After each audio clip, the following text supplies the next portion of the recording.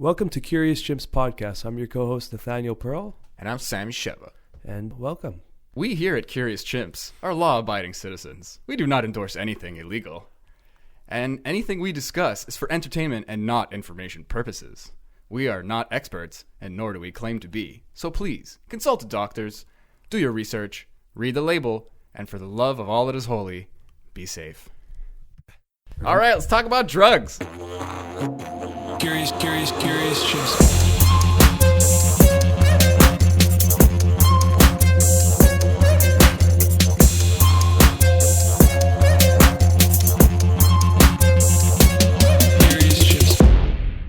This is our lives now. Yeah.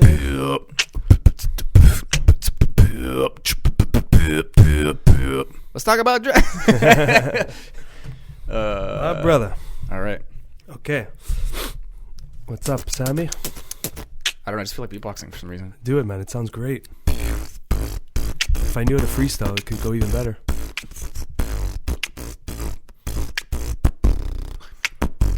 It's amazing, like, the sounds you can make with your mouth. Right? Yeah, you have quite a variety to choose from.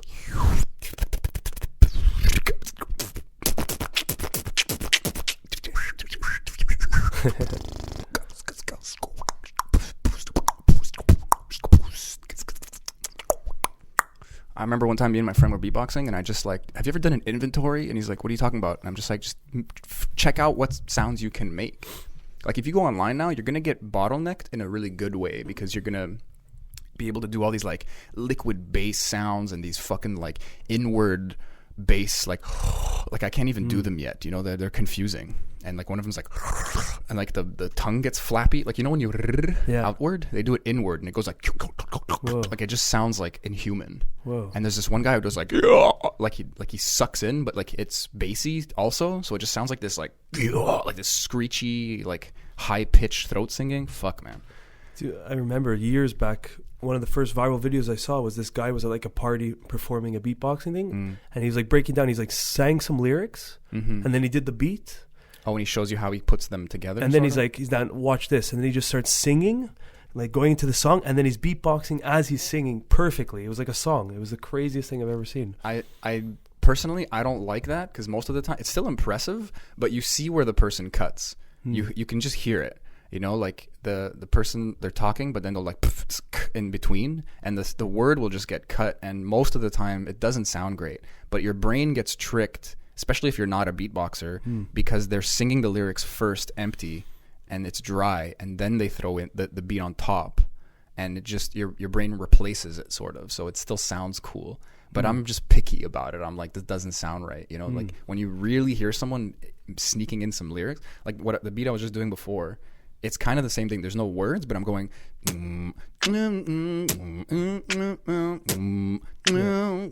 a melody. Yeah. I'm doing the bass at the same time, and then suddenly, I have to like find a way to take a breath and do the high pitch part, and then come in and I'm still doing the beat, which is more of just like mouth pressure, so that I can, you know, like it's not affecting my vocalization.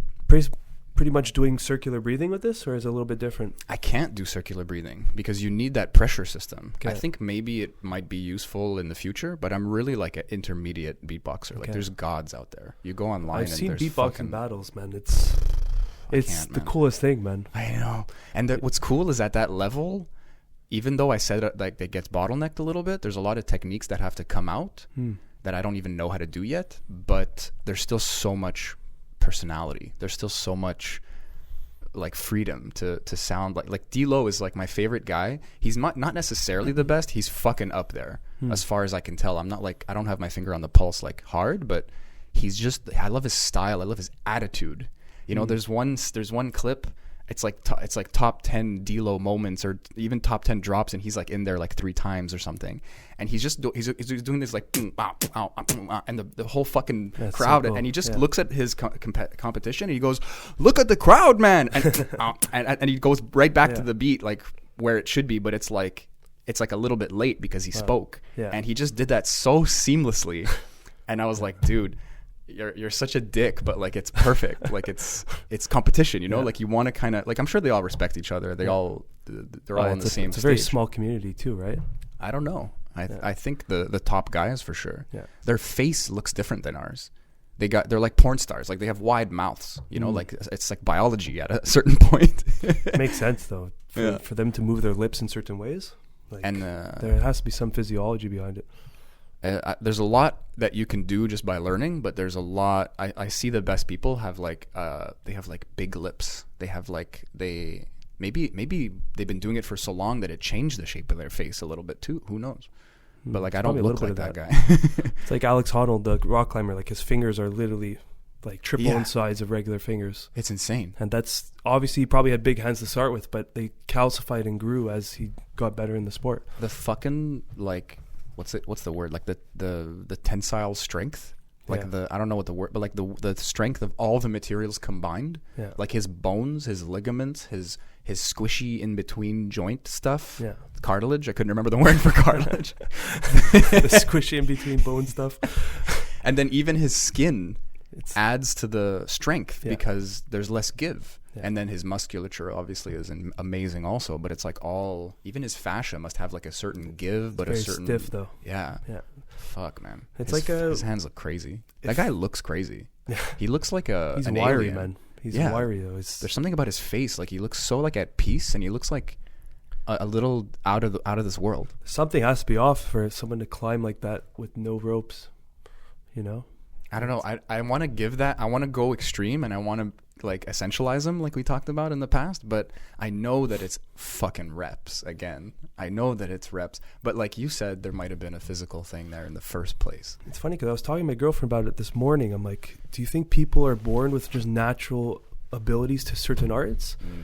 And I think we both came to a conclusion that no, it's not like natural talent, but it's natural capabilities. Predispositions. Like your genetics are giving you more. You're more capable of succeeding in this avenue versus that avenue.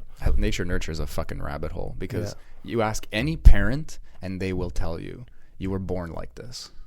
Like they don't see it at first, but then they put two and two together. Like once you're in your 20s or something, they're like, oh fuck, you used to always do that when you were a kid. Like I didn't teach you that. Rogan talks about all the time. My kids just were born with traits of me and the mom. And it's like combinations. Like the one on the left doesn't have the same things as the one on the right. Yeah. And like I grew up with the piano in my house, so I became I had this contact high of music. No one in my family is musical. My mom can draw like a motherfucker, and she never expanded on it. Yeah. And my brother got a little musical too, but he kind of gave it up. Could it be that there's like a gene from like your great whatever grandparent, and it just slowly made its way back to the surface of the gene pool after all the births, and it finally arose into you? I do have an uncle on my dad's side who plays guitar, like a motherfucker. I think that's it's like music's ubiquitous, you know, like. Yeah, but we're a combination of everyone in our bloodline. It's not just our parents or our grandparents. The lineage goes back fucking to the beginning. So then we all have the potential for everything. I guess it's whatever surfaces for that person, though. Yeah, I wonder how. Pretty much, you're right, though. We have potential for anything. Yeah, and music is like human. You know, there's even this argument that like when we became like when we became like the slow evolution to where we are now, it needed us to become silent. We needed to avoid predation. So like birds and whales sing all the time. They don't shut up. Yeah. It's like at the risk, they're literally like they're literally singing, "Hey, at the risk of getting eaten, who wants to fuck?" And then monkeys were just like, we're out of the trees now. We're standing upright. We got to be quiet. Our feet look different, so we can be quiet. So we don't snap the twigs, so that we can climb up fucking steep things. And our eyes, like we're predator and we're prey, because our eyes are in front like a cat. Yeah. But we don't have the crazy ears, like to spot shit. We don't have the crazy sense of smell. Nothing. We're just brain monkeys. We're just like it's weird. It's a direct relationship with, like you said, with nature and nurture. I think part of it was that because we had the hands that we have, the disposable thumbs, we were able to create tools that helped our evolution kind of steer into that way. Disposable? Opposable? Opposable, sorry. Disposable, bro. I don't fucking need this. I got 4 fingers. Change the thumb. Well, you know what? At some point, maybe not now, but in 50 or 100 or 200 years, we're going to be able to have disposable limbs and stuff with technology. That's going to happen. I mean, we can already reattach limbs like under good circumstances. But so if it you might just be grow like a limb. You go into like a body shop and just switch up. Hey, man, who knows? I guess we do know in a way. I don't know. Well, I think it's happening at a small level, like you said, but it's going to get crazier and crazier. Oh, yeah. I don't know. But I think the tools that we were able to use kind of created that silence. Like, think of a fire. Once we were able to really sit down and have a campfire, like that changed evolution forever, man. Yeah. Because all of a sudden, like, oh shit, we could be silent. Imagine the catharsis too in singing, like turning sound into language again, and turning, because animals communicate, I guess, so we always did at some level, maybe more non-verbally as well, because that's just how our brains are shaped. Like a neurologist will tell you, like a neuroscientist will be like, this is how we communicate for the most part. So then maybe we had to kind of find it again, and then there was like a catharsis, because it's like, oh, we can sing. We don't, but we can, and then it's something that feels good about it, and then like it's built into the oldest languages also, even in the writing of like Sanskrit or Hebrew or something. I don't know if it's Hebrew also, but there's notes, like you know how to speak the word, what tone should come out. That's intense, man. Yeah, it's like ingrained. That's genetic also, and it's crazy to think when you say genetic, and I went back to like the ancestry. It's like all the fucking everything on this planet is one family.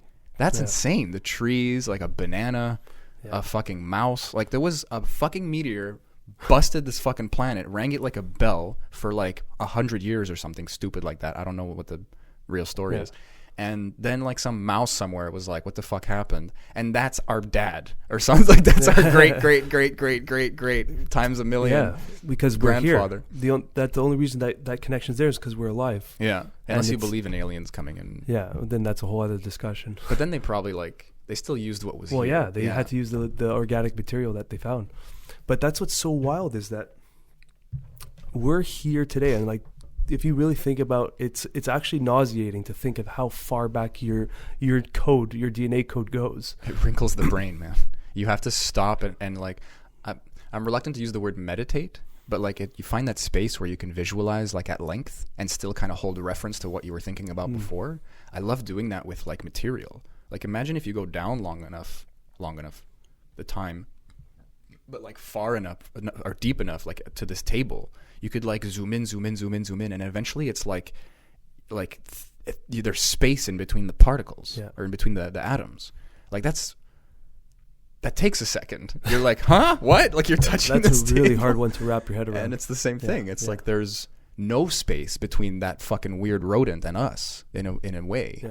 We're like this tentacle through time. Whoa. And it's long AF. Yeah, I'm just picturing like you're zooming in through the timeline until you get to like single-celled organisms, and it's pretty much a space, and then these organisms hit each other, and then they eventually form into an actual physical being.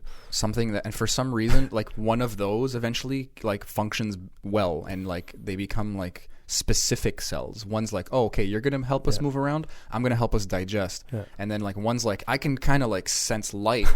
And they're like, cool, that might be useful later. I don't know. You're talking millions of years of trial and error too, though.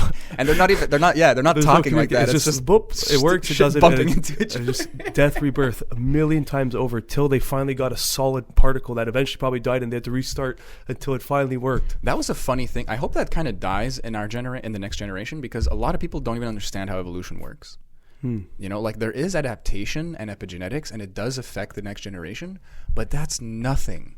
That is not what we're talking about. Like, it's literally just accident upon accident. And you need to watch like a 30-minute YouTube video that shows you why like a river might have split a fucking group of monkeys, and then like one might evolve like over hundreds of thousands of years to, it just has this predisposition because of random genetic events, and then the offspring are going to be more likely to survive because of the environment. It just takes so much time to explain how much time it takes for evolution to work. Yeah, it's I'm only realizing now I'm starting to really understand it. And I've been learning about this for a long time now. And I'm like, I see it in day-to-day life. I'm like, wow, okay. It's like, it's really a long fucking process. And it's a lot of mutation, death, rebirth, adaptation, mutation. It's like luck, but luck like doesn't matter if you have infinite time. So you just kind of like, it's this Plinko thing just finds its way. That's it. And it's there is no time. We're just creating that timeline, but it's happening and it's working, and eventually it's going to work. Yeah. But, you know. How did we get here? Weren't we talking about beatboxing a second ago? Beatboxing to genetics. Oh, yeah. The shape of people's faces and shit. I wonder if D-Lo's dad was like a beatboxer, or maybe like a trombone player. But that's or how something. funny our brains are. We can only really reference like to dad, grandfather, or great grandfather. But like anything past that is literally mysticism. That's it. It's beyond the veil. The way we look back through. So yeah, it's probably my grandfather did this. I'm into sports because my grandfather was an athlete. No, motherfucker. What if your triple to the power of 15 grandfather was like a crazy warrior? That might even be too many ways back. Like that's not even real. It's like too far back. Oh, anything past case, because I know some people with great grandfathers, and I don't know anyone with a great grandfather. I don't think anyone. Maybe some people out there with some crazy. I guess that's bloodline. It's starting to happen now. Yeah. But like a triple or quadruple. Yeah, like you have kids. Everyone has kids young. Yeah, and they just that's a lot of things have to be in place for that to work. But okay, but just for the real matter, if you go 5 generations back, no one met their 5th generational grandparents. No, and that's like a good 400 years ago. Yeah, but Canada wasn't like really a thing. Who are those people? Who are those people? Well, I don't know. I guess a lot of the world was still highly developed, but it's like, who were those people in an individual sense? Yeah, like zero idea. We're literally guessing already. It's already like it's mysticism. It's like it's history. It's bordering on archaeology. It's like we don't know. That's not long ago, man. But they built this road as far as I can tell, and like then you go to the pyramids. They're like these exaggerated monuments where it's like maybe aliens. Like we really have no fucking idea. No fucking clue. Yeah. Or maybe the timeline's just way older. You know, like that. Or all those way shorter. That's what's fucked up. I don't know. Or yeah, because if they have power tools, because the whole thing is like, how the fuck do they make these pyramids? And the Great Pyramid of Giza is the biggest example because it's just fucking massive. Yeah. And they're saying that the timeline's supposed to be that it was built in a few years, which is when they do the math, each block it would have to be like they have to move like 30 blocks a minute for it to be constructed. And each block is like 10 tons or something crazy like that. Dude, if you read the raw material, the book of the Law of One. This fucking 8th dimensional entity being like fucking channeled through some like Christian lady, so like none of it makes any sense, and they're all academics who like lost their jobs because they got into all this weird shit. So this guy, this Ra, the sun god of Egypt, literally is just like, bruh, I made it. It's like, wow, we made it, and we made it like in like 10 seconds from like the top down. That's what that's what I've been hearing is that those texts say it was the top down it was built. How does that make sense? Like, how do you find that out? Is that like the carbon dating of the plant matter or something in between? It would have to be, the rocks or something? I don't even fucking know how that works. I'm just wondering how the fuck, Whatever. Well, that's a spiral when you go down in ancient Egypt. Like, that was my bread and butter back when I was younger. Like, fucking the work of Graham Hancock and all that stuff. Graham Hancock, he's going to be in that chair in a few years. I would love it, man. And if we can get you guys to help that happen, do like a hashtag get Graham Hancock on or something. I don't know. Whoever on our podcast is going to be all our fucking... Because even if it's a phone call, I should just figure out how to contact his people. That's it. Get him a Skype conversation. We'll have his laptop right there with the mic. You know what? He's like surprising. I mean, less now because obviously he's blowing up more and more. But he used to be pretty active on his Facebook. Yeah. And like kind of like touching on like what people were saying and sometimes responding. Yeah. And I assume it's just him. No, it was. But now it's probably like probably chaos team or something. Yeah. Because that's like what happens when you get too big. It's just you need a team under you. Yeah. You know, you can't. I can't wait till we have a team. Yeah. We don't have a team, guys. This is the you're looking at it. This is the team. I'm the mascot, okay? There's the guy, there's Tom, there's fucking Nate, and then I'm the Talking Sammy. Like I'm the fuck. Hilarious. I'm the talking chimp. It's funny. I was listening to one of our previous podcasts, and you with Mark, I think it was, and you handed me a sweater that you got for me. And you're like, dude, I want to give this to you on the podcast so I can listen back in a year and laugh. Yeah. And I was already listening back and laughing, and that was like a month ago. Dude, I was so glad when I saw that. I was with Maya. I'm in this fucking, like, I think I'm at the Village de Valeur, you know, and I'm just like, dude, like, this reminds me of Nate. Like, I think he has one like this already. And right away, I'm like, I'm buying this for him. Like, this is like a Christmas, Hanukkah gift, whatever the fuck, you know. I'm not going to get you 8 things or whatever the tradition is. Yeah. But, like, then my second thought was, I think he literally has this already, so I'll keep it if he doesn't want it. And then we could have, like, fucking matching sweaters. I would never wear it, so I'm glad if you like it. Yeah, it's good. Not me, man. No, it's like, sick. But I literally look at it and I think of ayahuasca. Like, it moves and there's the patterny, it has that look. It's crazy. Like, I look at it and I feel like I'm on that shit again. It's intense. Do you get that with patterns, like, in general? If, like, someone wears, like, a dress shirt that's just extremely filled with patterns, like a lot of lines, it depends on the pattern. I get nauseous now and, like, almost like a vertigo type of feeling. Like Pavlovian, like, where's the bucket? Like, you can smell the rapé. You're like, it's weird, and I don't know if I had that pre psychedelics. It's just this weird. I don't get nauseous, but you know what? Even in wood patterns or like tiles in the metro or something, there's a lot of times in the past when I was like on shrooms or something, and there's that ease of like unfocus and things start wobbling, like fucking wobbling. So I feel like I can just do that now. It's obviously not as intense, but I can just kind of look through something or unfocus, and it starts kind of breathing. And it has this LSD-ish, psilocybin-ish feel to it. And as soon as, like, you know, the metro comes or whatever, everything kind of pops back in. But I don't have what you're talking about. No. I don't have like because you went a bunch of times, you know, you went a handful of times. I've really only gone once, and I feel an effect. I feel what it gave me. But when I read these articles online, like Amber Lyon shares a lot of like positive stories of any plant medicine, and the title will just be like, I took it once and it changed my life, and I'm like, nope.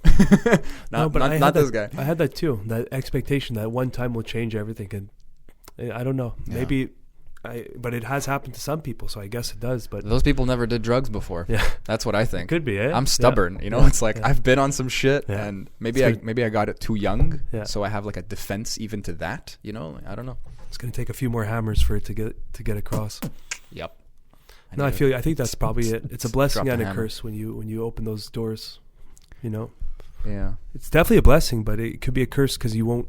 If you go in with a high expectation, you might not get what you want. What's that sound? It sounds like it's like fucking apocalypse. This is it, guys. We're not even live, so fuck it. 2012. You guys won't see this. Oh man. Oh yeah, Happy New Year. Yeah.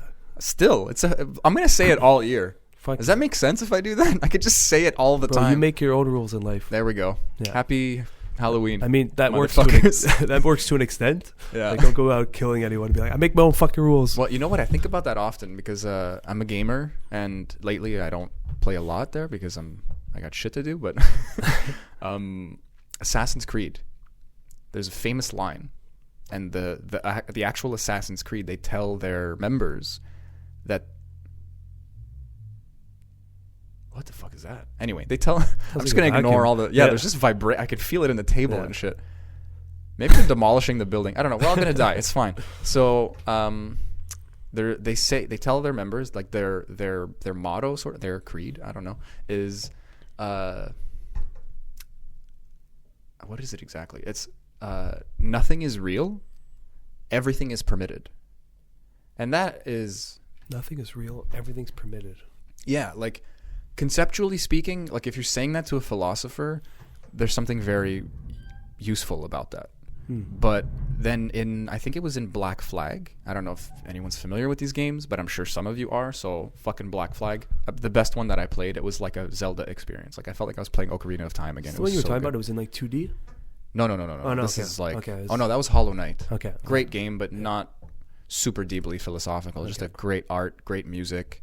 Great feel. Okay. I love Hollow Knight. That was like just a team of guys, and it was their first game they ever made. They deserve all the credit they get. Nice. Hollow Knight. Go on Steam, buy the fuck out of that game. It's worth it. But Black Flag was a fucking AAA Ubisoft. Montreal made, actually. Okay. They make a lot of these games in Montreal. So props to that. But in that game, the main character actually questioned that phrase for the first time, because there was like 6 games before then, and you You're hear that constantly phrase. saying it? Okay. Yeah. Yeah. And there's something cool about it. It sounds cool. But then the main character in Black Flag was like, if nothing is real, then how do I know what the fuck is going on? And if everything is permitted, how do I know how to be a good person? He asked like the biggest questions that those arise, that those create. And I mean, I come back to that often. It's why I'm bringing it up now. What the fuck do you do with that? There really is no rules. I can kill somebody. I mean, there's repercussions. I'm into yoga, and I believe in karma in that sense. And not even believe. I understand how karma works. I use the word karma to describe how the universe works. Yeah. So I understand that my actions have consequences. I understand that karma is just action. It's just a name for action. It's what's happening. I'm part of that action, and I at the very least perceive that I have free will, so I can fuck with that. Yeah. And the more I become conscious of that, the more I can kind of slow my momentum down and give myself a breath in between reactions so that I can actually act with my wisdom. Then I can diminish even my karma, so that I can just kind of be, which is awesome. It's a nice thing. It's a sweet thing. But anyway, all that being said, the fuck? What's going on? What do you think about all this? It's a dangerous thought process, but it's because there is physical repercussions for those kind of actions. Exactly. But if you keep on peeling that, then it's also it's meaningless if you deconstruct this whole experience. It's like the rabbit hole. Yeah. It's not even a rabbit hole. It's like it's the abyss that looks back at you kind of thing. Like, it's intense. Yeah. And I don't know what to make of it. Because if you go with that philosophy that this is all just an experience, and that nothing is really actually real, it's just you're experiencing this for a moment. One moment at a time. Yeah. I guess then that's where the karmic rule kind of ties the chaos and the chaos and the good together, right?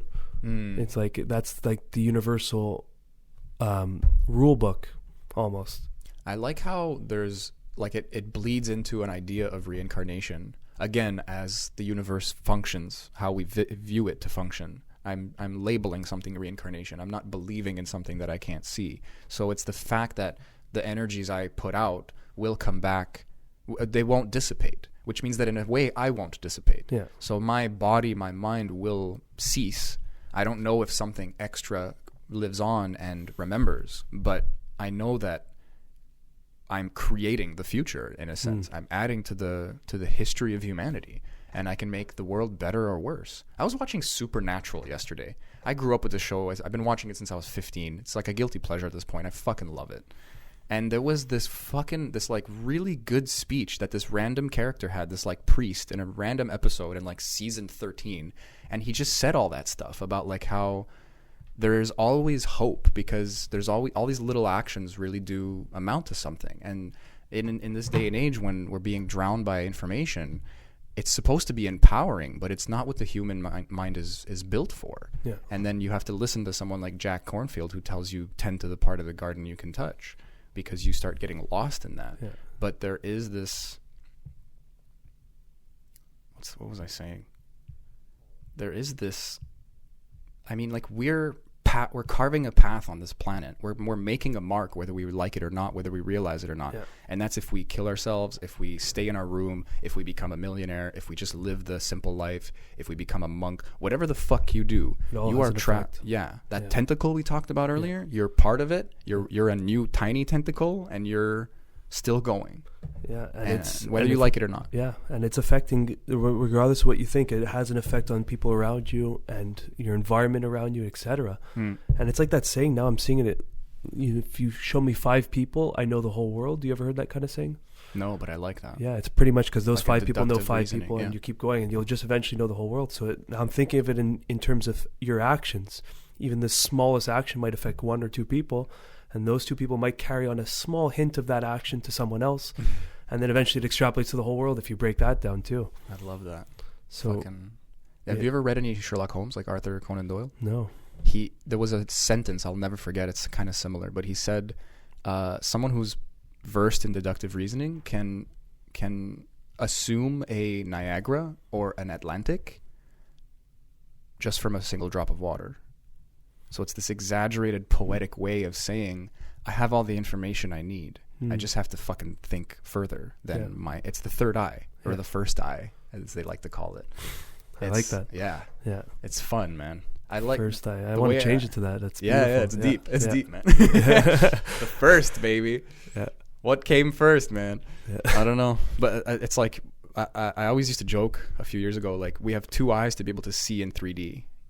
So, like, if you only had one, you would be, you lose depth perception. Yeah. So it's like your brain creates this understanding having 2 eyes. If you have 3 eyes, then you see in 4D. Dude, yeah. It doesn't make any sense, but I just like the You're tripping me out, though, because it just reminds me of a memory when I was allegedly serving DMT. See, we're getting smarter at this, allegedly throwing it in. Yeah, that never happened. Yeah. This is all for entertainment purposes. This guy, he had a lazy eye and it wasn't working. So he was explaining to me he only sees in 2 dimensions. So like I don't even know how to picture that with my visual, like how do you see in 2D? Just close an eye, I guess. But it's still, yeah, I guess. Does it? You have to walk around for like 10 minutes and realize like, oh, that was way bigger than I thought it was, or something. Maybe. Or smaller. It's a good self-experiment. Oh man, I used to walk around with my eyes closed when I was a kid. I used to do that too. Yeah. I would try to go in a straight line and just keep my eyes closed. Oh yeah. Dude, you will just sway. Yeah, you're never in a straight line, man. Yeah, even if you're not walking, if you close your eyes, you're just going to sway. It's weird how anyway, continue. But just to go back to that for a second, that's a really good yoga practice too, though, is just to stand with your eyes closed and just move your body weight slowly in circle movements. I'm not there anymore, but a lot of people practice their entire practices with their eyes closed. And man, like I tried it. It's fucking hard, man. Oh yeah, we talked about it. It's true. Yeah, it's fucking. But it's your balance needs to come up, but then this body awareness is birthed out of that, man. I got to do more of that. To get back there. Eyes closed, because shout out to Yoga with Adrienne. I'm doing her 30-day thing for January. Oh yeah, that woman is a fucking master. But you got her on YouTube, or? Yeah. Okay, nice. She's the best, man. I mean, she's popular, so it rises to the top. I'm sure there's a lot of other greats out there, but fuck. I would like to see a yoga class where it's done in the dark and it's like an hour of free exploration. You kind of do all your whatever you want. There's a teacher there giving some cues, but you just explore. I don't know if they have stuff like that. They do. Yeah. I have a friend in Hong Kong. Okay. And he was telling me about a class like that. That's cool. It wasn't in the dark, but it's like encouraged to close your eyes, and very much about what your body wants to do. Very minimal cues, but a lot of talking of like feel your body, like plant your feet properly, spread your fingers out, whatever you're choosing to do or your body's choosing to do. Go back to the breath, let the breath fuel you, activate the core, like just smart little general tips. But leaving the borders open. Leaving the whole class almost up to you. It's cool. Really something, yeah. And some dude in the back could just be passed out in Shavasana or something. It's probably me. Anyway, we ADD'd like 6 times, so this guy's a lazy eye, you were saying? Yeah, so we'll pick it back up to him. Okay. So he had a lazy eye, and so when we're doing the ceremony, like, very smart guy actually, really, really intelligent computer guy. I love those people. Yeah, just like super deep into the way he sees the world is like through computer code almost, And there's a focus with people like that. Yeah. You don't get it anywhere else. You just need like a academic person. I don't have that. No, me neither. And so hearing his perspective, so after the DMT, he's like, came back, he's like, I saw the computer code of the universe. And he's going, of course he did. And then he's like, but I saw 3-dimensional figures, which was really nice. And I'm like, oh shit. He's like even higher dimension. I don't know what, but I was seeing 3-dimensional geometry, and I haven't seen that because his eye went lazy. So at one point he was able to see 3, so he had a reference point. So because we'll just go back to one thing is like there's questions where blind people do ayahuasca or something. What do they see? Blind from birth. Sure. And what do they dream about? Yeah, but they're for sure seeing something, but they don't have the vocabulary because they don't have the reference that we have from vision. So they're seeing something that makes sense and resonates with them, but we'll never be able to understand it because it's different reference. Yeah, it gets so complicated too because are they functionally blind? Are they actually blind? And is it neurological or is it their eyes? Yeah. If someone who's birthed with zero vision, it's like, whatever you're seeing is like you'll never be able to relate it to us because you don't know what a square looks like. Yeah. You can feel it. So maybe your visions might be around sensory touch kind of thing, or There's entire TED talk about people who are blind, but like they start seeing like apparition, like ghosts essentially, like human shapes. And I assume because they know what they're looking at that they weren't blind first, but it's fascinating. Anyway, that's just a random thought. Maybe they map the figure out based off of sound and feeling and vibration, right? Daredevil style. Yeah. Well, That's a cool movie. People shed on that movie a lot. Fuck the show. A long time ago, but it was a good movie. Ben Affleck and the Electra girl, Jennifer Kicking people's Garner. ass, and the rain was his best friend. No. Yeah, that was so cool. Like that effect. Yeah. Man, we are ADDing hard today. It's all good. You're welcome / sorry. I don't know. I might just call this podcast "Shooting the Shit." Yeah, ADD squared. So, but that was really cool. So he did have a reference point, but it was cool for him to see 3-dimensional figures for the first time in X amount of years. And that's why just what you were talking about, like the 2D vision, and just that brought that up. So his eye doesn't function anymore. It's complete looking like to the bottom left. Oh yeah, okay. Like he can't even move it really. Like when he moves his other eye, I think it just rolls around a little bit. Is it a fake eye? I don't know what it is. I didn't go into it with him. He brought it up, but it's I guess clearly you don't want to be a dick. You're like, bro, can you pop it out? What's going on? I always wondered, like people with like like the, what do you call that? Like a bob, where their head just constantly Indian. Indian people. I just went through all the references of Indian people talking like this to me.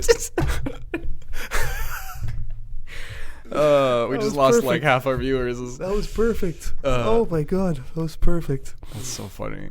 No, okay. So what are you talking about? Okay, like people what's who just that condition where their head's stuck? Like, there's a word for it. I don't remember the word though. It's not like Tourette's or something. Like they just have a tick. They just have like whatever. I guess tick is the right word. I guess I'm sure there's a gambit, because it's like when it gets these weird kind of like confusing and like mysterious neurological disorders. Yeah. There's a lot of crossover. There's a lot of it could be what's it called there? What Michael J. Fox has.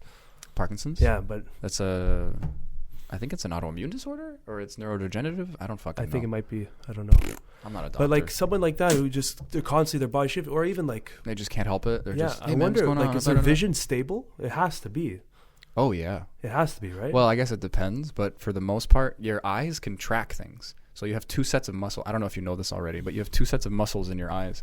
So when you try to move your eyes from left to right, it does these movements. They're called saccades. I don't know why I know that, but they go tuk tuk tuk tuk tuk like in jumps, and your brain actually like copy pastes like in between of what you just saw and what you're seeing now to make it look seamless. But you functionally go blind in between. Oh yeah, they've tested it. It's crazy. Like super fast frame shots. Exactly. Okay. Exactly like that. Yeah. So your brain is just. That's why they can kind of calculate also. Like your brain, your eyes have like a. I don't know, what is it, like 25 frames per second ish? I don't remember. Anyway. Sure. So a lot of people also have these weird diseases, or like maybe again like some neurological disorder, and their eyes are constantly jiggling or something, and they can see fine. So if let's say someone throws a ball at you, this is like for hunting purposes, there's another set of muscles that will move your eyes to track something, and there's no saccades. Your eyes will flow, which is why, fun example, let's say there's like some CGI fucking like flubber thing moving in a movie. It doesn't look real when the person's looking at it because they're just faking looking at something, but they're going like, huh, and it doesn't look real. And it gets better with time, maybe because there's like a guy with like he's wearing a green suit, and he's just holding a fucking like, tennis ball or something on a stick, so the actor has something to look at. Maybe you could fake it, but I don't know. Like you really need to look at something. If you look at your finger or something and you wave it around, it's a different effect than you doing it more voluntarily. It's cool. It's like we have a lock-on system in our fucking bodies. We can like, and then you can like hit something. It's pretty cool. It's very efficient. Yeah, but then like our vision compared to like an eagle is, it's laughable. You know what's crazy too is thinking of like eagles or owls or dolphins. Like there's something visual about the way they hear. So they have this crazy part of their brain that is like designated to how they hear. Even owls even have I think you told me this. There's like one ear higher than the other, so they can hear in 3D.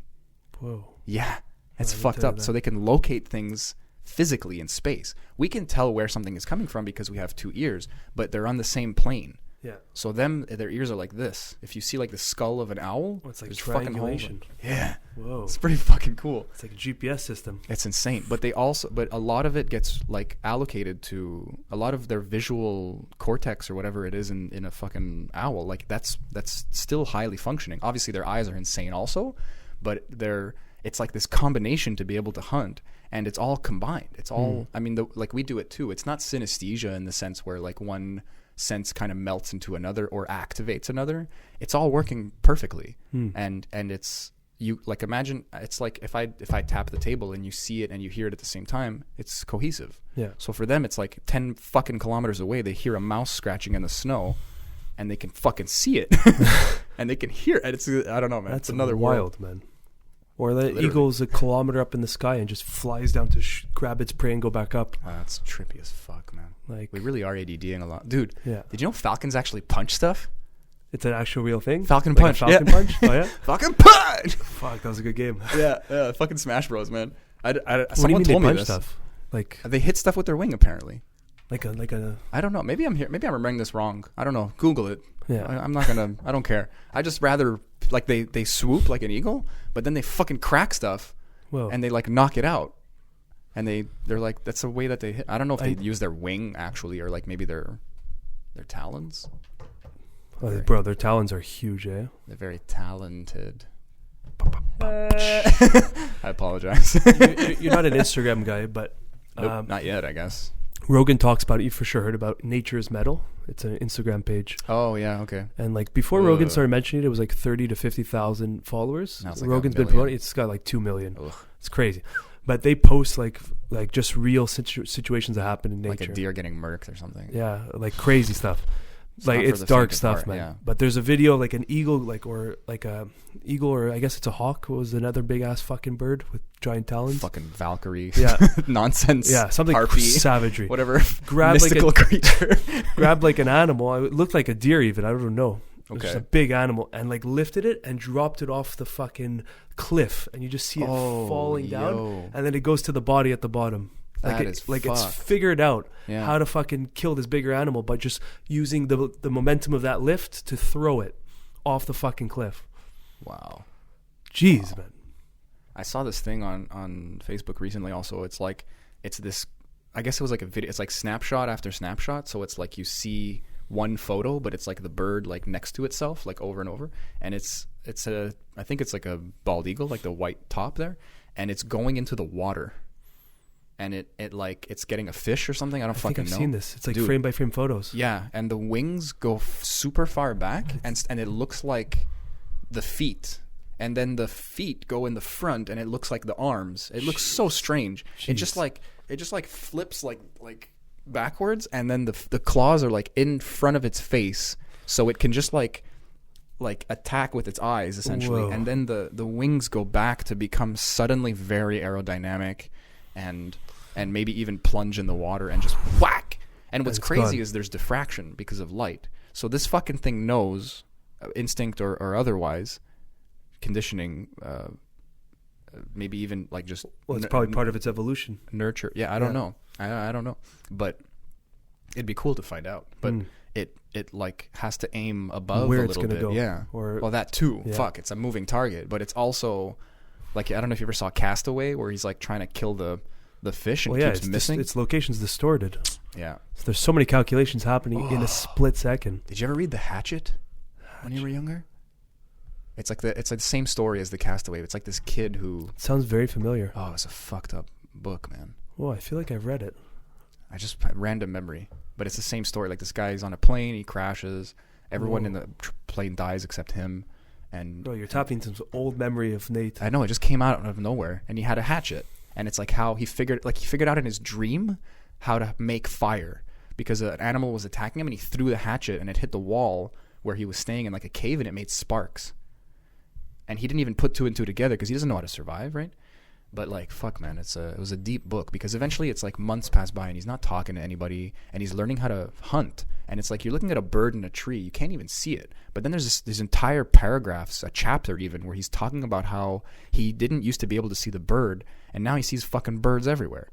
And he could just fucking murk like a fish in the water because it was like he just knows where to aim, just through. Became second nature. It's trial and error, yeah.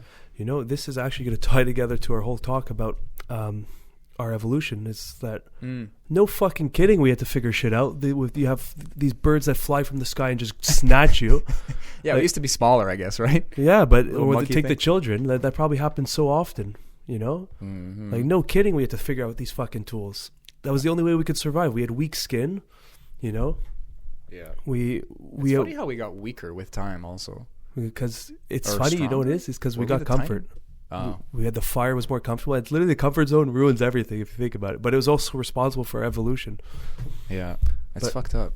If you really think about it, it's like we started losing all the extra hair because we were safer. We didn't need to be as warm. We had external objects to help us stay warm, you know? Is evolution just like generational now? Is it like all about adaptation? Is it all mental now? Like, I know physically we're still changing, but it's such a long game that it doesn't matter to us. I think it ramps up now because the database is so wide, so big, and that epigenetics is really playing a role now. That's a cool way of thinking about it. Because I talked to my client about this, because if you use the UFC as an example, it's been around 20 years, let's say, probably a little bit longer. From UFC 1 to now, it's like it doesn't even make sense. Yeah. And that's an evolution of a sport. That sport evolved into this insanely technical, and it's not even where its peak yet is. But why is that happening so fast? Because the first set of guys came in and competitors came in and they did their thing. Then the next generation saw that, fine-tuned it. And we're talking like 2 generations. It's 20 years. It's the same generation. And all of a sudden now this sport is this fucking insanely different. Like, you can't even compare the two. And that's evolution before your eyes happening. It's the fact that it's being broadcast and some random dude in like fucking Bulgaria is like, I could fuck that guy up. And he has a whole database to study. Yeah. You know, and that's why I think the epigenetics part of the evolution is really ramping up, because we just have so much information. Why did I pick Bulgaria? I just make myself laugh. Just those are intense people, you know. He's like a unibrow. He's like, I could do this. That's why I'm thinking it's just one that area, yeah. Just one of those places that like needed to some USSR fucking. It gets really cold. I don't know. He's like carrying some lumber, you know. Exactly. Like, I love that. I could be world champion. There's a guy on. They showed him on the JRE also, but he makes his own kettlebells, and he's wearing a mask all the time. And he's like super yoked, and he's just doing like fucking kettlebell swings with his like 50. Pavlo or whatever? No, I don't remember his name. Okay. It's just made me laugh because it's like winter. It's like freezing outside, and he's like, ah! He's like lifting this fucking intense. It looks like a suitcase, but it's like made of cement, you know? Jeez. Anyway. But that's it. That's literally evolution is that. We were forced. It's the only way for us to survive because we didn't have big teeth or fucking anything.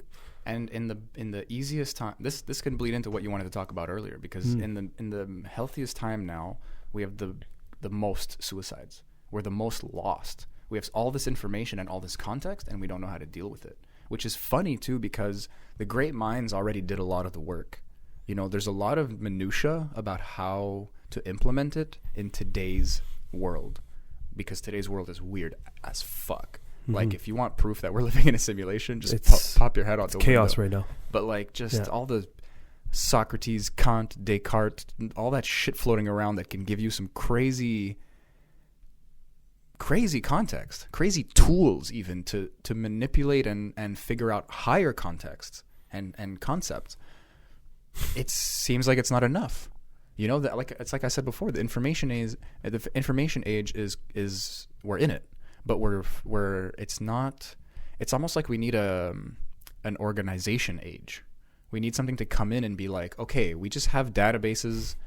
Like, we don't need to know we don't need to know 99% of this shit. There's some crazy statistic, like every hour there's like 80 hours of YouTube uploaded. You literally are just drowning in it. Yeah, it's probably way more than that. Yeah, that was an old statistic too. So it's probably like a 200 now or something stupid like that. I'm just guessing. Can you Google that? Like, how many hours of YouTube per hour? It's a weird thing to Google. But that's a real crazy perspective. You can narrow it down into an hour. Well, it's like a Google search. You search an item, it can be like you have like 1.7 billion hits that are related to that topic. Like, who the fuck can navigate through it? You only look at the first page, you know? I got to hear this. Oh my God. Okay, in 2017, this was 2 years ago. Oh my God, it's 3 years ago. Happy New Year. Let's talk about drugs. Okay, so 2020. 300 hours of video are uploaded to YouTube every minute. Holy shit. Domo How many arigato, days is that? Mr. 300 divided by 24 is what? Don't make me do math, bro. Well, it's more than 10 days. It's 13 days. I That's guess 13 days of 100 footage. hours is about 5 days. That's 13 days of footage. Oh, no, sorry, 14 days of footage, because it's 20. Yeah, 14 days of footage. 14 full days. Full days. Not even counting sleep. No, like full past fucking sleep. 24-hour days condensed into 1 minute. And that was 3 years ago. It's less impressive when you realize how much garbage is being uploaded constantly. But and that's- it's a statistic, right? So people are using YouTube as a database also. So there's random nonsense uploaded onto YouTube. There's a website called PetitTube. PetitTube? Yeah, .com, I think. And you can just find... It'll just randomly generate a YouTube video that has one viewer. So you're the second viewer on all of That's these pretty cool. videos. Yeah, it's a cool little They can also nook. feed you the most bullshit you've ever needed to be fed before. This is like the fun of it now, is that I'm leaning into the random. There's another thing like that for Amazon, where it's like the craziest items that are being sold, and you'll just get a stream of it, like a Facebook feed, and you're like, what the fuck is this? What the fuck is that? Whoa. You can lose yourself in the internet. We are. Yeah. That's the worst part. But we're just. I've said this a million times. We have the Library of Alexandria in our fucking pockets, and everyone is gossiping in the cafeteria, like it's garbage. It's literally garbage. I like that, but it's true. Yeah. I like it too. I'm proud of myself for thinking of a fun way of putting it. It's Because the Library of Alexandria not only is the epitome of like they used to stop boats and be like, we're taking all your books and copying them, fuck you. Like, this is the law. Like, that was a cop saying, give me your book so I could copy it. And then, continuing the analogy, they burnt that shit down. which is like, huge fucking I don't know hit. why they did, and I don't know what's going on. I don't know history, but like, that's what's going to happen. We're going to fucking nuke ourselves because the internet is driving us insane. If you think about it, that was the database of all the world's information at the time. And it fucking got burnt down. Yeah, we just dented our history. I mean, someone did that deliberately. Someone It was like, bruh. I don't know what happened. I think it was a Knowledge. religious thing, if I'm not mistaken. I do not know. I think I thought it was a mystery. It might be. I think hope it is. Yeah, from somewhere I read it might be a religious thing. I don't know, or it could have been just like the city got raided and they fucking burnt it, or something like that. But something it's gone. It's unfortunate, like, because there's truths that are human. You know, if we just sit and feel, we can find them. But then there's something like, apparently we lost the recipe for cement for like a few hundred years. So people saw like all these cool arches and they're like, how'd they do that? Wow. They carved the mountain. Like, they didn't get it.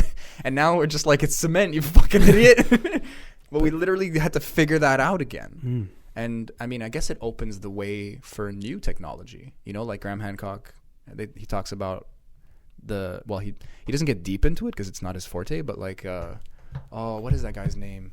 I forgot. But the potential for past technologies exists. Even in our archaeological findings, we're finding these crazy similarities, these things, these like shapes, these strange things that are at all these sites, and we're thinking, oh, maybe there's this other technology that uses like sound and magnetism that we don't really get, and we're like just Coral skipping Island. over it.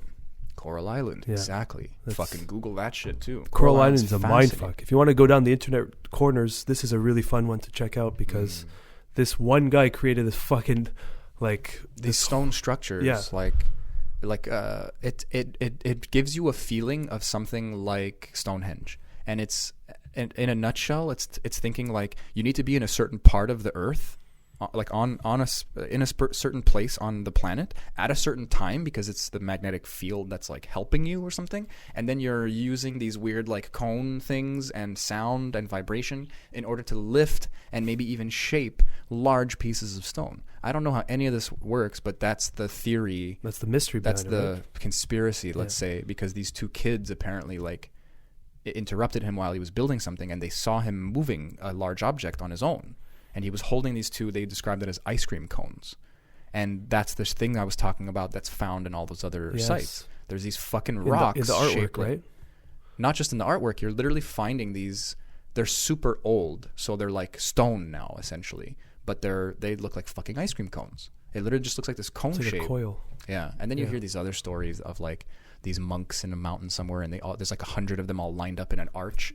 and they have like marks on the ground so they know exactly where to stand, and they all like, you know, and then like a rock lifts and starts turning, and then they put it down and they're like, cool, we can still do it, and they go back and fucking Graham Hancock spoke pray. a lot about that in his book Supernatural.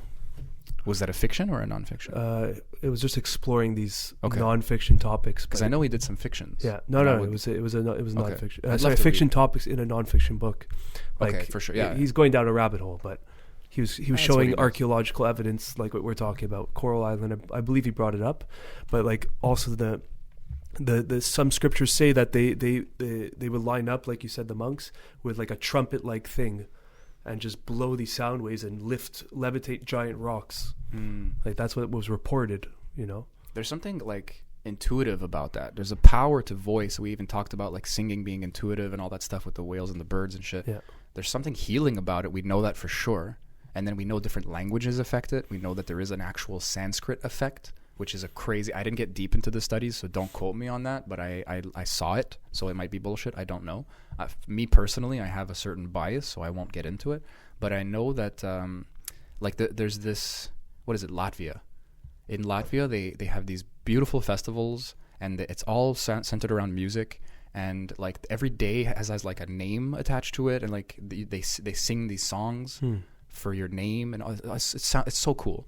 And there's this thing on YouTube, and it's like there's this guy on like a podium, okay, and he's fucking like, you know, conducting this choir that's made up of like, I want to say like 10,000 people, like some crazy number like that.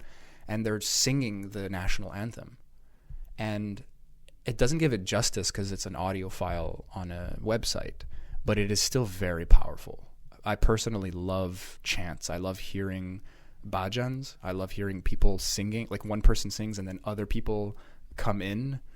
And it's this call and response thing, and it's something powerful about it. I just love it. I experienced it a lot in India. It's amazing. There's something to it. I don't give a fuck what you tell me. There's something amazing to it. Yeah. Whether you're the one singing or you're the one responding, you feel amazing afterwards. But imagine this many people all singing, all having the same goal. I mean, it's a choir, so some of them are doing low, some of them are doing high. They're just trying to sing a song.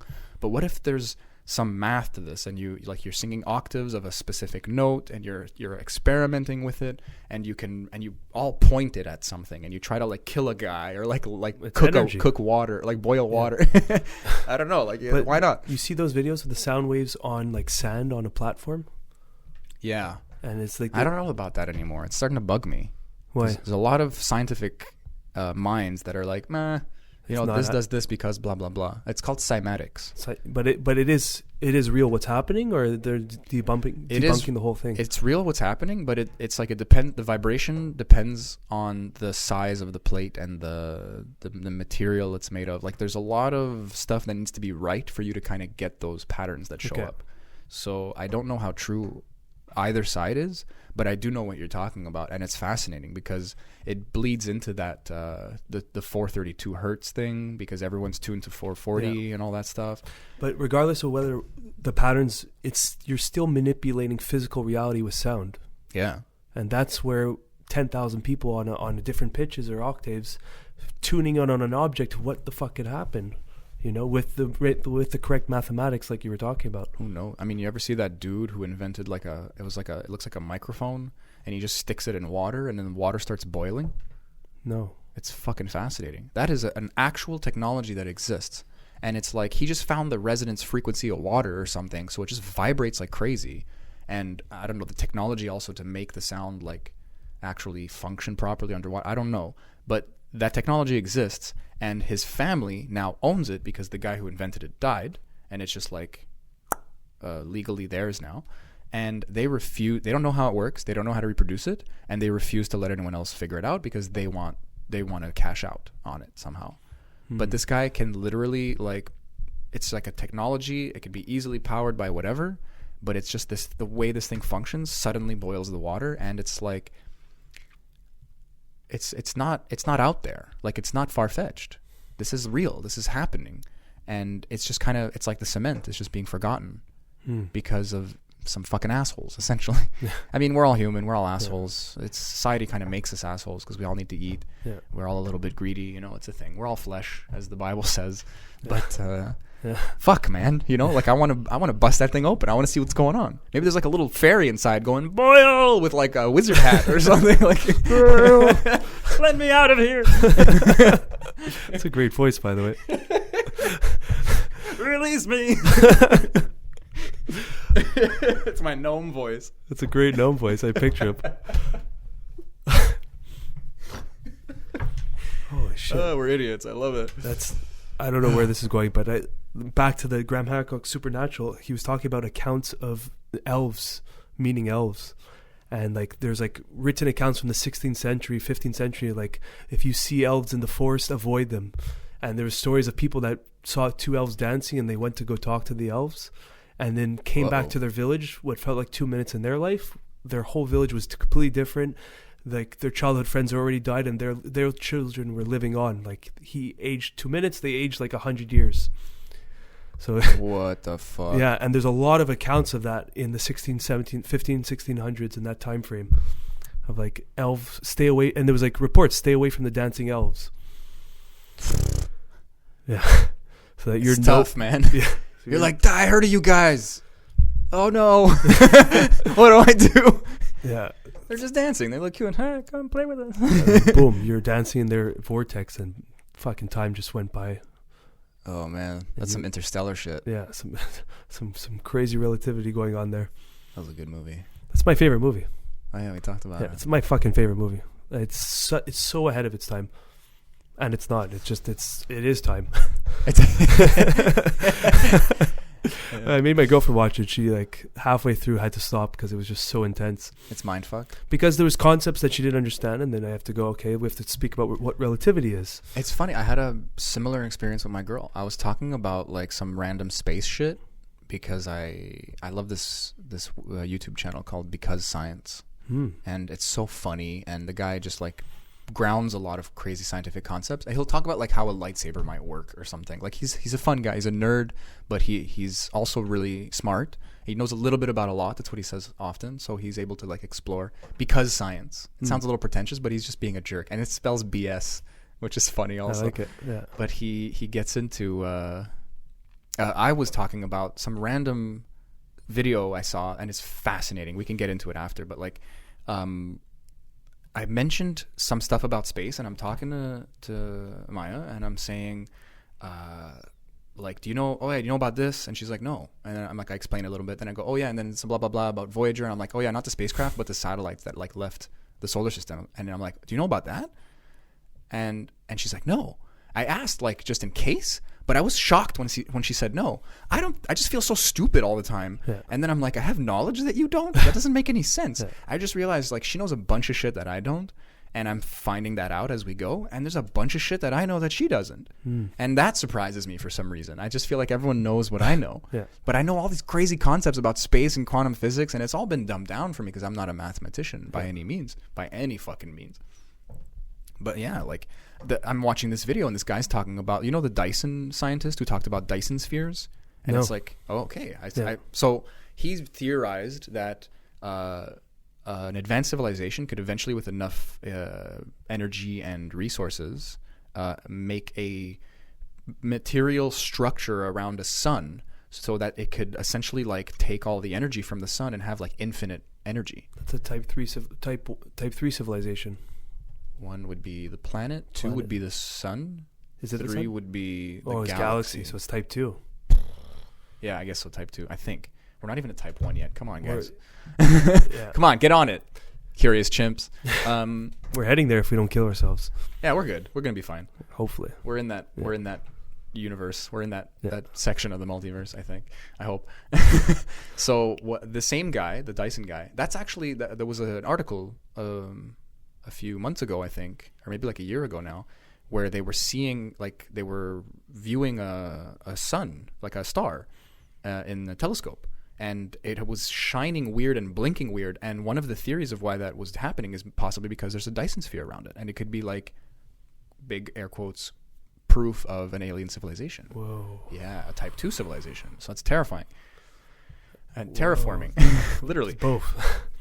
So the same guy, Dyson, he thought, not the vacuums, the scientist, he thought that, he actually he did the math and everything, but if you had two fucking suns that were orbiting each other, which happens often, there's binary systems like all over the fucking place, you could slingshot around one of them, which is already slingshotting around another one, and then like ridiculously advance your speed and travel between the stars in like a feasible timeline. Like the nearest star is I forgot the name, Proxima because it's close, I guess. And if we do it with our rockets, it's about 80,000 years, which is ridiculous. Light years or years? It's like 1.4 parsecs, which is about 5 light years. So like, fuck off. Yeah. Then if we slingshot around the way we know how, then it would take like 500 years. Wow. And then if we had neutron stars, because the gravity is ridiculous and they'd be spinning around each other in like less than a second. I don't know how the fuck we would slingshot around that, but we would somehow. Then it could be about 16 or 17 years. That's assuming we had those kind of stars around us, though. If we had those stars, and if we could slow down somehow, I feel like that's a problem, because it would take you like 100 years to slow down. Exactly. You'd have to start slowing down at the halfway mark, because you're going so fast. Yeah. It's ridiculous. And here's the cool part about that video. He was saying if a species was advanced enough to set these up, then there might be a bunch of them around the galaxy. And that might be like, there might be like a little highway of these rapidly spinning. They would decay, like the orbit would decay really quickly and they would crash into each other and explode.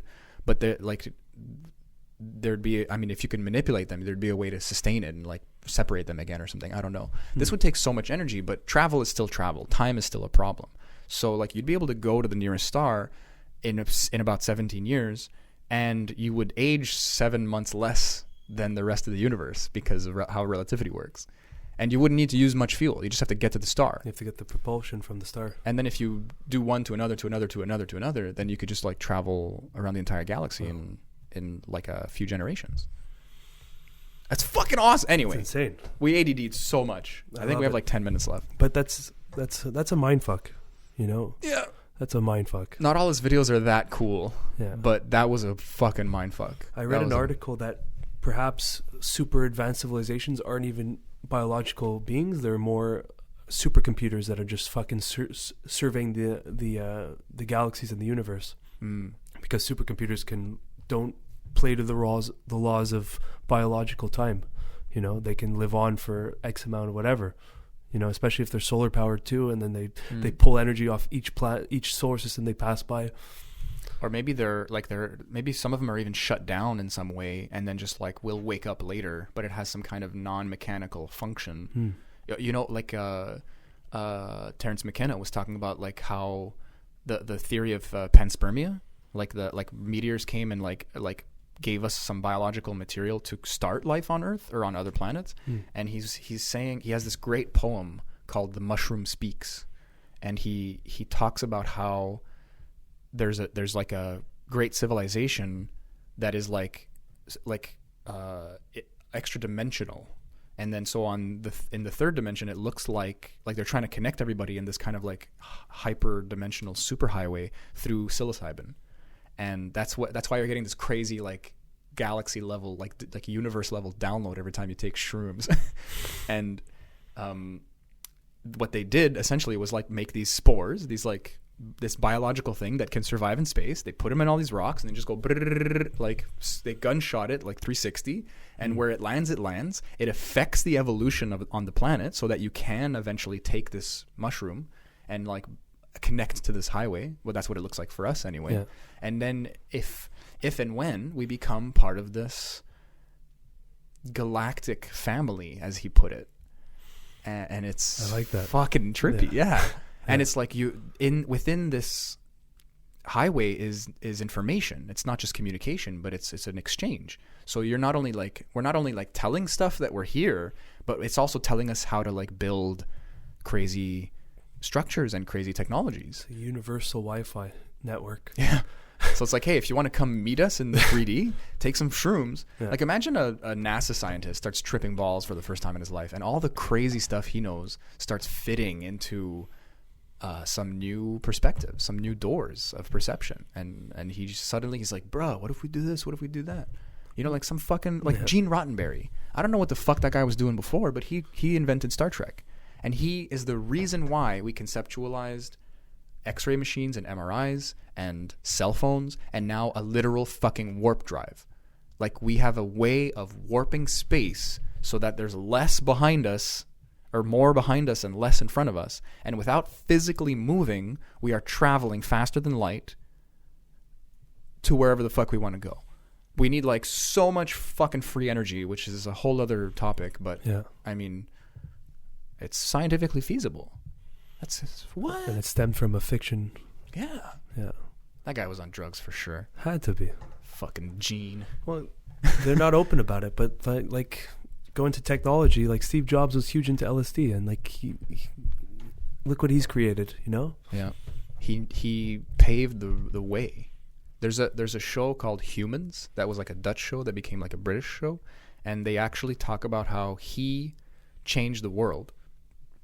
Excuse me. Steve Jobs? Yeah, and everything became about computers and a handheld computer, and it was pretty much centered around music. You know, when we had iPods like in high school, well, I mean, it was high school for us because we're in our 30s, I guess. Or Yeah, close to it.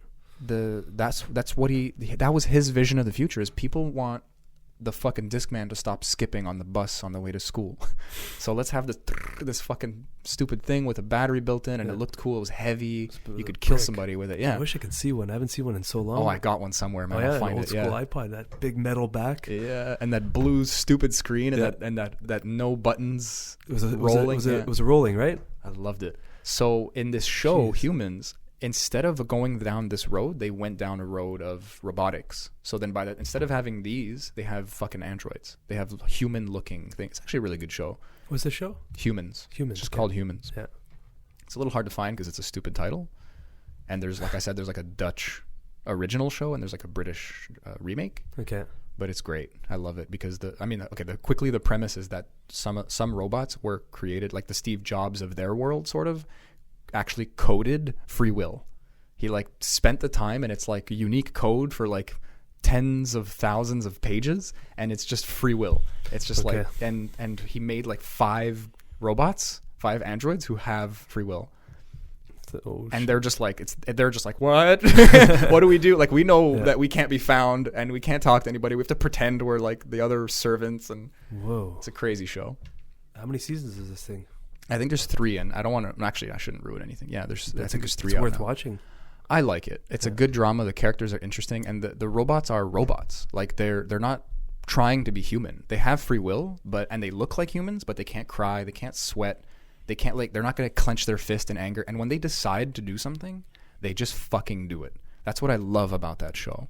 It's like, oh, we have to do this, and they just kind of turn and walk away. Like the determination is a binary. It's a 0-1. Like you can feel it in the actor. Like some of them are a little more emotionally oriented, maybe because they're more like their experiences, or they choose to be, or they're just more of like a nanny robot or something. That's only operating on free will. So they have none of the other. It's just that's their computer code. Yeah, but they have the intelligence. They have the resources of a fucking robot. So they can calculate things instantly. They can they can almost predict the future. They have perfect aim, perfect physical awareness. They can't feel in a sense like the way we can, but they have an emotional awareness. It's a very intense show. That's what we're creating, man. I don't That's what we're creating, man. I don't like this. If you think about how effective that technology would be, complete calculations with the free will, decision making, but all mathematically sound, swifting through the billions of fucking information bits within milliseconds. I have 2 arguments against that, which is what like Elon Musk or one of these smarter people, they would say like it's more like the problem with AI is that it's not intelligent enough, and it's just kind of perfectly doing what we design it to, and then there's a lot of problems with that because we're not thinking ahead. It's just a dumb AI that's like just a small example is the algorithms that like bottleneck us in something like YouTube or Netflix. but the potential disaster for something like that is really bad. When you give them those things more power, or it affects how we think because it has so much power over us. But the more likely scenario, and this is just my first prong, my second prong is literally just the movie Cats, like the Uncanny Valley. Yeah, I'll talk about it after. Yeah. So the probability is that we're going to enhance our minds with something technological, so that we'll get that kind of edge. And then something technological will be connected to us and then start kind of like reverse engineering a human quality. And then we're going to start arguing about free will in a generation, because this thing, for all intents and purposes, acts the way we do, but doesn't feel the way we do. I don't know. That's like a Buddhist will say. There's a great movie called Doomsday Clock, I think. Okay. Doomsday something. I don't know. Doomsday Story, Doomsday. I don't remember, but it's 3 stories, and one of them is about a robot that reaches enlightenment, and it's in a Buddhist monastery. So they all start treating it like the Buddha, and the way they think about it is that once this thing can be smart enough and able enough to act human, then a soul can embody it. It's the way I was talking about karma. Like, a soul is not some intangible thing. It's what we call what's happening in the universe. Yeah. So if this thing can be that, then we can say this is incarnated now. This thing has a soul. This thing affects us. This thing has its own karma now. And even in this story, it's enlightened. It even knows it's a robot. It's nothing. And it's a great movie. It's 3 short stories. I forgot what it's called right now. And yeah, second prong, the movie Cats. It just looks weird. The CGI's fucked up. That's why we didn't have robots. Yeah. They just look weird. They move weird. Their eyes move weird. There's so much of that nonverbal communication we talked about earlier that's not there, and it fucking makes us queasy. We just want to kill it. We're like, you're not human. Stop trying. Anyway, I'm sorry. I'm getting passionate about this. We should talk about that another time. Let's talk about drugs. Yeah. All right, guys. Peace out. We love you. Subscribe to our YouTube channel now. Yo, check out the fucking everything, man. Yeah. Check out our stuff. Check out our past podcasts. We got a lot of cool people coming up. Yeah. We got boxers. We got the burpee guy. Yeah. We got artists. We got just us shooting the shit again. Yeah. We got sponsors. Just help us out. We love you. Yeah. Stay curious. In and out. I love you, sir. I love you, brother. Let's keep going on this crazy journey. Deal. All right. Peace.